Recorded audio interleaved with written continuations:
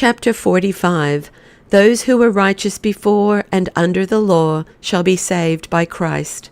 And Trypho said, If I seem to interrupt these matters, which you say must be investigated, yet the question which I mean to put is urgent. Suffer me first. And I replied, Ask whatever you please, as it occurs to you, and I shall endeavor, after questions and answers, to resume and complete the discourse.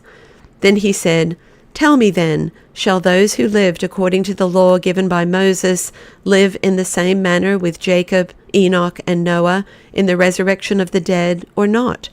I replied to him, When I quoted, sir, the words spoken by Ezekiel that, even if Noah and Daniel and Jacob were to beg sons and daughters, the request would not be granted them, but that each one, that is to say, shall be saved by his own righteousness, I said also that those who regulated their lives by the law of Moses would in like manner be saved. For what in the law of Moses is naturally good and pious and righteous, and has been prescribed to be done by those who obey it, and what was appointed to be performed by reason of the hardness of the people's hearts, was similarly recorded and done also by those who were under the law.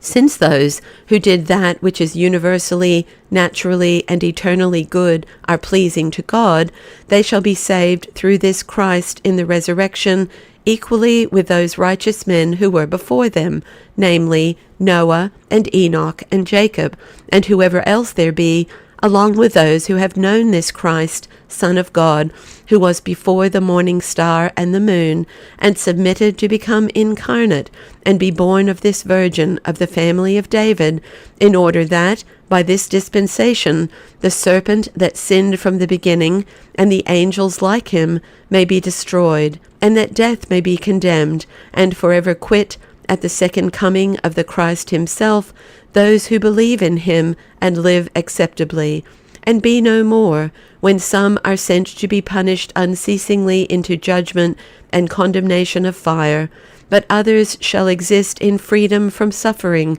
from corruption, and from grief, and in immortality.